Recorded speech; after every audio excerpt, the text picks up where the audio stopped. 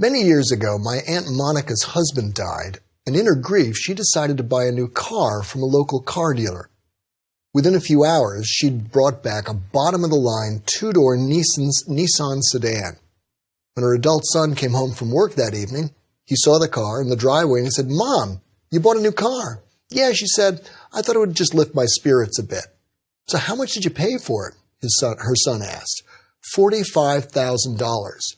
And her son nearly fell over backwards. "Mom, how could you pay so much for a car like that?" "Well," said his mother, "the salesman seemed nice, and I just felt like I was getting a good deal." Most car buyers will tell you that they got a good deal on a new car. But what's the likelihood that that's true if most car buyers only buy a car once every few years and most car dealers are selling cars several times a month? Somebody is probably getting fooled here, and that means that gut feeling alone can't help us know whether we're negotiating well. So in this session, we want to ask, what does it mean to succeed in negotiation? What are the measures of success? What is the purpose of negotiation? And when do you walk away? These questions are so central that our ability to answer them, or our inability, shapes the course of nations and people and companies and entire economies, for better or worse. By the end of our session, we'll have developed a specific practical set of ways to answer these questions that can guide you in any important negotiation you face. Let me ask you to imagine that you are thinking of selling your family business, and in a moment, you'll meet with the buyer, played by me. Acting in character, I'll present an offer to you. Your task is to decide whether to accept that offer as is, or with one change, or reject it. Before my character arrives, let me tell you a little bit about your situation. To get the most out of this exercise, you might want to jot down the main points.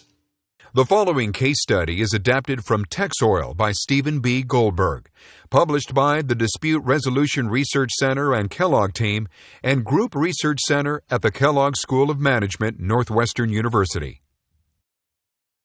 You and your spouse own and operate a small gas station that sells gas from a large oil company called Star Oil. You've worked hard for several years, which has made you one of the most successful gas stations in the region. But you're tired, and the doctor says your spouse needs full, immediate rest within the next 2 months and a year-long vacation, or your spouse will be in serious medical trouble. So you've decided to sell, buy a mobile home, and travel the country. A survey in a major trade publication tells you that lesser stations in the region recently sold for between $150,000 and $200,000. You've decided you want a minimum of $225,000. Here's what you need the money for. You'll need $100,000 for the mobile home, $50,000 for travel expenses, and $75,000 for a nest egg to live on when you return in the year. You'll need that nest egg while you look for work. You've only one other offer. Admiral Oil Company has offered you $175,000. So you're quite interested to see what Star Oil will offer you. You're about to meet with an executive from Star who will likely give you a specific proposal. You don't know much about Star Oil, but you're very connected and respected by fellow gas station owners who tell you that Star Oil is in the middle of an acquisition program and is looking to buy several good gas stations in the region. So now let's imagine that I am an executive from Star Oil. Well, it's a pleasure to meet you. We know your reputation, and we've been impressed with your performance running the station.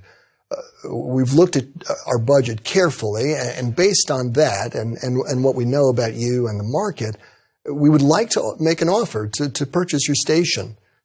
We can offer you a package worth a total of $240,000. The package would include $180,000 up front, plus a small oil truck worth $60,000.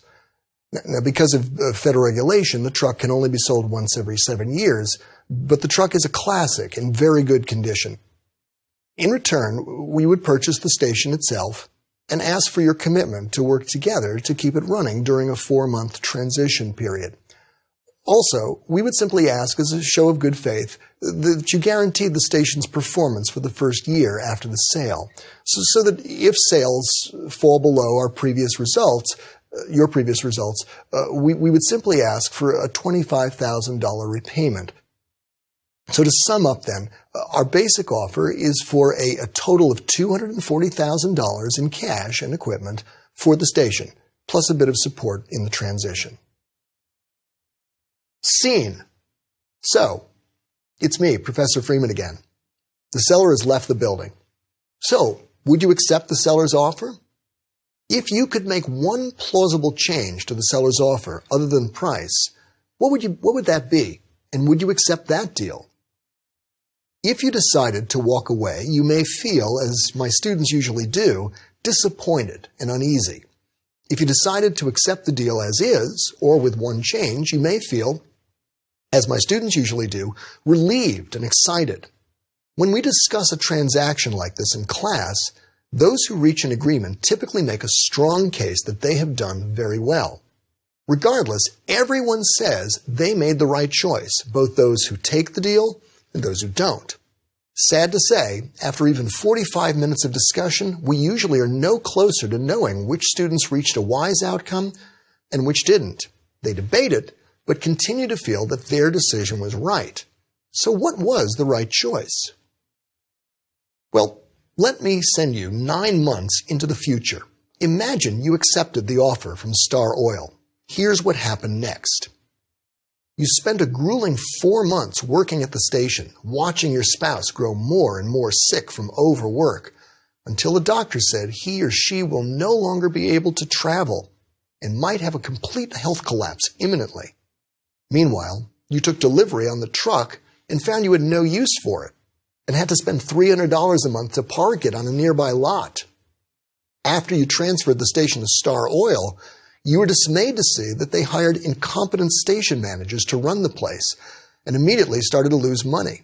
You realized that they would demand that $25,000 guaranteed money from you in a few months, even though you had no control over their operations.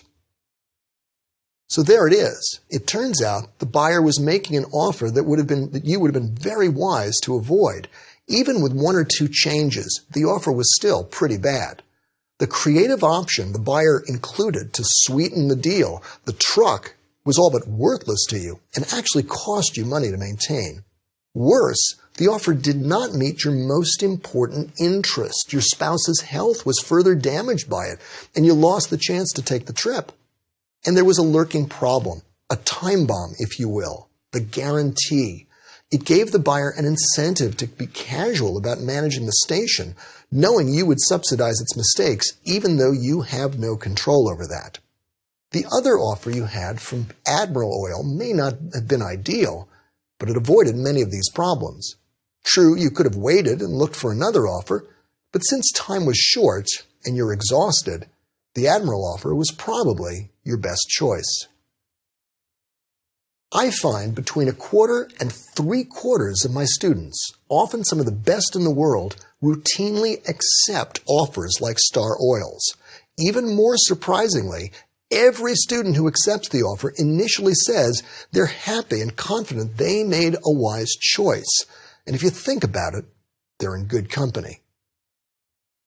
There are many, many cases where negotiators reached bad deals unaware of how bad they are. In 2006, a major financing company gave a $700,000 mortgage to a migrant worker in Southern California who made $12,000 a year. That mortgage is an example of what came to be known as a NINA loan, loans to people with no income and no assets, or little income and few assets. Lenders and borrowers struck tens of thousands of disastrous NINA loans in the years leading up to the financial crisis of 2008. Meanwhile, Wall Street firms created exotic mortgage-backed securities based on false assumptions about the underlying risks of borrower default. Worse, they borrowed heavily to invest in these securities, putting their firms and the entire financial system at risk. This convergence of bad deals on Main Street and Wall Street led to the financial crisis of 2008, a disaster which we've seen caused losses of $50 trillion worldwide. Meanwhile, During the same period, the European Union admitted Greece as a member nation following talks between representatives of Greece and the EU. As we've seen, years later, it emerged that Greece had falsely told the EU its economy was soaring, when in fact it was barely treading water and actually struggling with ongoing economic problems. In an interview, when the lead negotiator for the EU was asked why the EU representatives believed Greece, he replied that they were somewhat skeptical, but they felt it would have been impolite to ask for further assurances. Greece gained admission, spent heavily on credit-backed EU guarantees, later found it couldn't pay back its loans, and so forced the EU to bail it out, a challenge so politically and economically difficult that it nearly brought the European Union to political and financial collapse. Beyond all this, it is a sad fact that most entrepreneurial ventures fail, in that very often the founders borrow, invest, hire, and produce based on false assumptions, overly optimistic projections, and too hasty expansion. The risks and dangers of bad entrepreneurial agreements are so serious that they prompt Yale professor of management Barry Nailboff to offer rather surprising advice. Nailboff spent 10 years trying in vain to found one company, then founded another, Honest Tea, which made him a multimillionaire. His advice to young entrepreneurs? Don't. Don't what? Don't be an entrepreneur. Don't start a new business. Why? Because he says it's possible to get 99 things right, one thing wrong in a business deal, and find you're ruined. As negotiation expert Gavin Kennedy puts it, as many businesses go under because they strike bad deals as those that fail to strike enough deals. And failed business deals are not unique to entrepreneurs. Studies routinely find that at least 60% of all mergers fail by various measures. A bad deal can change the course of people's entire lives. Let me illustrate with a story of a man named Sam. In the 1910s and 20s, Sam was a state legislator in Texas and by all accounts a man of integrity, idealism, and compassion who fought honorably for the poor people of his district. He was a persuasive and honorable negotiator who could reach legislators and citizens alike.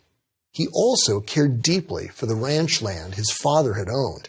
When his parents died, it looked like the several heirs would have to impractically divide up the property among themselves or sell it off. Sam wouldn't hear of it. He was determined to buy it back. When someone bid for it, Sam bid higher. They went back and forth, and Sam finally won the ranch for just under $20,000, the equivalent of about $500,000 today. Sam was confident. After all, many people felt cotton prices would soon soar, and Sam had dreams of eventually creating a much larger ranch. But there was a problem. Over the previous few years, soil erosion had sapped the land of its fertility. Sam apparently had never had the land tested before he bought it. And what about the cost of fixing up the ranch so that his family could live there? Or the cost of sharecroppers, tractors, and other equipment? Sam assumed cotton prices would soar and cover all these expenses. By 1920, he'd spent a total of $40,000. Today, about $1 million. He sold just about everything else he had to try to cover the costs. But soon, the ranch had proved to be a trap. Arable soil was just a few inches thick and couldn't raise a crop unless Sam and his family worked it to extremes, grueling work for a 42-year-old. Bad rains washed lots of soil and seeds away over and over again, and plowing the land made it wash away faster whenever rains came. Then droughts came, just as cotton prices collapsed. Now he was badly in debt. Within a few years, Sam had to sell the ranch for half the price he'd paid, all of which went to the bank. By now, Sam owed everyone in town, and his family felt disgraced. To feed themselves, his teen sons found themselves working on road gangs, doing extremely hard work in hot weather. The loss profoundly shaped one of his sons in particular. As he worked like a dog one day in the hot Texas sun, the boy said to his brother, "There has got to be a better way to make a living than this." Around this time, that son began to rebel against the father he'd once lionized. Ever after, he saw his father's integrity, idealism, and naivete as a negative example, the opposite of how he would live his life. So the son went into politics, stole several elections, used his political power to make himself personally rich, and eventually became President of the United States, Lyndon Johnson. In short, while it's very easy to get to yes, often yes is the wrong answer.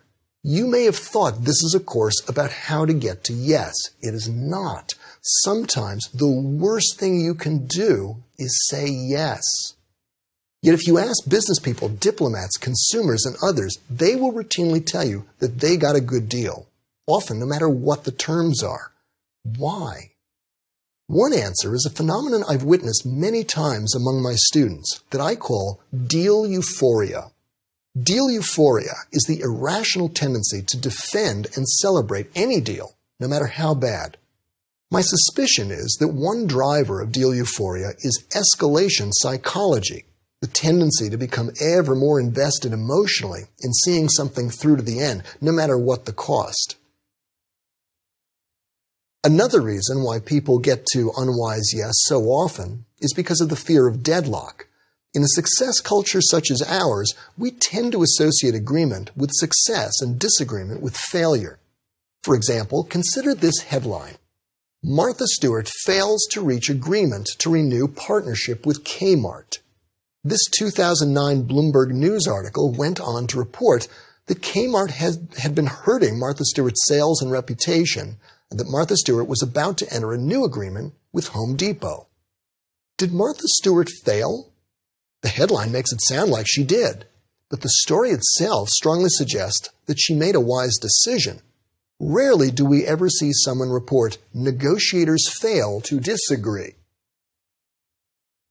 I've experienced firsthand the fear of deadlock and the pain of walking away. 2 years ago, my wife and I were considering buying a particular co-op apartment. We so fell in love with it that we started to call it the White House. The price was good, and for special reasons, there was no need to go through the usual pain of seeking approval from the building's co-op board. But there were problems. The building had almost gone bankrupt a couple of years earlier, and the financials were not pretty. Still we bid. The sellers accepted our offer, and we now had 2 weeks to work out the contract.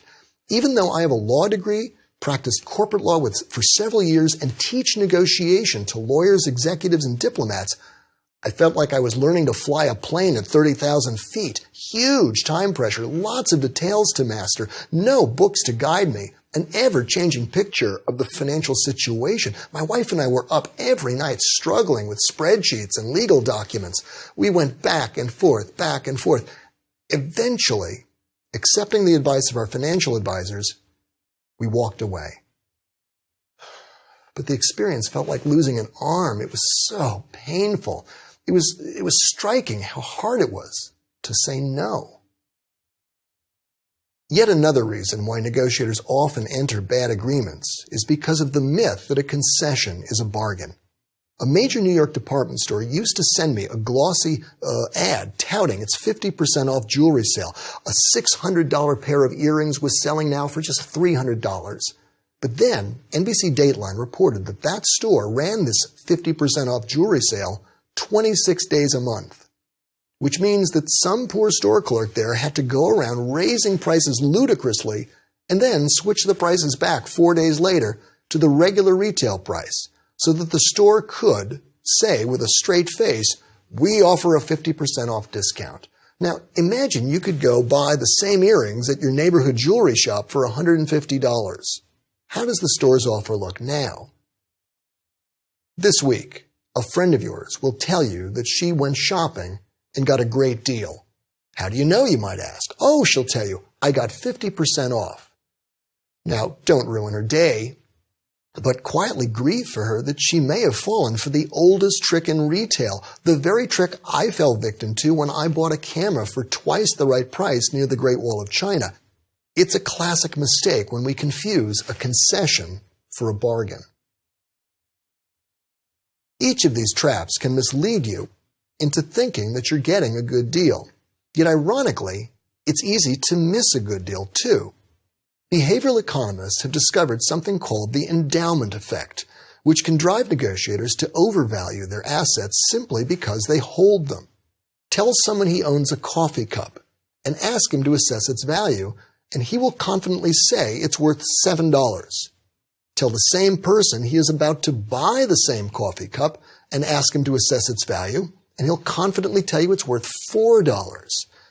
The endowment effect may cause homeowners to turn down reasonable offers for their houses and wind up holding their houses much longer than they'd intended.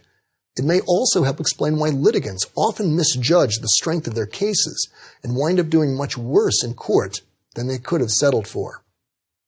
So, how can we know when it's wise to say yes to an offer? What we need are measures of success, clear guideposts we can refer to when our gut feeling alone isn't enough to help us. The better a pilot is, the more she knows she can't rely on gut sense alone to get her to help her navigate. She has to rely on her instruments to get her safely to her destination. The same is true for negotiators. My Aunt Monica relied on her gut to help her decide whether to buy the car and suffered for it. Our feelings matter, but she and we need instruments. We need guidance from something much more reliable than we'll get from flying by the seat of our pants. So let's identify here 3 measures of success. Each builds on ideas we've explored previously. We should say yes when an agreement is wise. First, collaboratively. Second, distributively. And third, relationally. Let's unpack each of these tests one at a time. First, is the offer good collaboratively? Let's phrase that test more specifically by asking this question. Does the offer satisfy my interests and the other negotiator's interests now and later on? When you're overwhelmed, when you can't see the forest for the trees, when an offer makes you feel confused and you don't know what to do, one of the most important things you can do is simply to compare it to your interests. If the offer doesn't satisfy your key interests, you must seriously consider walking away. That's because negotiation is a means to your end, not an end in itself, and your ends are your interests. In the gas station problem I gave you earlier in this session, this was a critical question. Did Star Oil's offer meet your key interests? Clearly it didn't. It didn't help you care for your spouse. It actually hurt your spouse. It didn't let you take the trip you needed. It actually made that trip impossible. Notice the test also asks if the offer serves your interests later on. This brings us to the idea of a time bomb. A time bomb is any feature of an agreement that will cause serious foreseeable problems later on. Here are some of the most common. Overlooked likely events, like low sales, bad weather, poor attendance, or unexpectedly high costs. The dot-com crisis of 2000, for example, was driven by the fact that many firms grossly exaggerated their sales projections. In the Star Oil exercise, the offer assumed the station's profits would not go down, even though that was likely with a change of management. Sam Johnson based all his hopes on the chance that cotton prices would soar and that the soil would hold. But farm prices can be volatile, and the soil's problems were no secret. Perverse incentives is another classic type of time bomb. For example, rewarding salespeople on the total value of their sales, regardless of whether the sales are profitable. That gives salespeople an incentive to sell at a loss just to rack up big sales figures. In the Star Oil case, the offer gave the buyer a perverse incentive to be casual about managing the station because the seller would guarantee the profits. Another time bomb is foreseeable bad fit. For example, a visionary entrepreneur may partner with an investor who just wants to make money as quickly as possible. We can expect trouble ahead when their visions conflict. An extremely one-sided deal is another classic time bomb. If one negotiator feels cheated or held up, she is much less likely to perform fully and may look for a chance to get revenge. This last point helps explain why it's wise to consider whether the agreement meets the other negotiator's interests. Fortunately, if you are using interest-based bargaining principles, you already know the importance of seeking an agreement that's hard on the problem, soft on the person. You know how to find a deal that's mutually satisfying. And you know that seeking one builds credibility, trust, mutual respect, and improves your chances for finding a deal that works well for you too. One way to test the offer is by comparing it against the other negotiator's interests as you understand them. In the case of Star Oil, its offer fails to satisfy one of its own key interests, assuring the success of the acquisition program. Star Oil will need ongoing help. It could use your talent in several ways, and its acquisition program will be hurt if it gets the reputation that it hurt a respected owner like yourself. Sure, Star may have made out in the short run at your expense, but look closer and you find the offer was actually bad for both sides. The second measure of success is this: is the offer distributively wise? Let's phrase that test more specifically by asking this question: how does the offer compare to your best target on the one hand and your best alternative to a negotiated agreement on the other? As you may recall from our first session on distributive bargaining, your best target is your ideal outcome on a given issue. It's the number you actually hope to get. If you're striving to be ambitious, it's an ambitious but realistic amount. The closer you get to it, the better you've done distributively. Now, as we've seen, you don't have to be ambitious. There are many cases where you may choose to split, satisfice, or sacrifice. But if you want to be ambitious, it pays to intentionally set that goal explicitly in advance and to compare the offer to that goal to make sure you're not selling yourself short. In the Star Oil case, your research suggested that you might get a price significantly over $200,000. Star's offer, as a practical matter, was worth $180,000, plus a worthless truck or less, given the guarantee. Not very good. Meanwhile, you want to compare your offer to your best alternative to a negotiated agreement. That is, your BATNA. As we've seen, your BATNA is your walkaway price, the worst acceptable outcome you'll consider.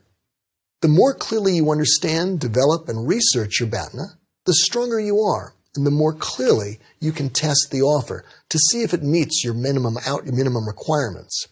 In the case of Star Oil, your BATNA was $175,000. Not ideal, but it met your key interests considerably better than Star's did.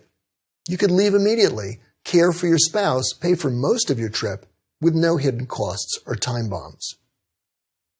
By the way, the BATNA portion of this test can also quickly help you spot when a concession is no bargain.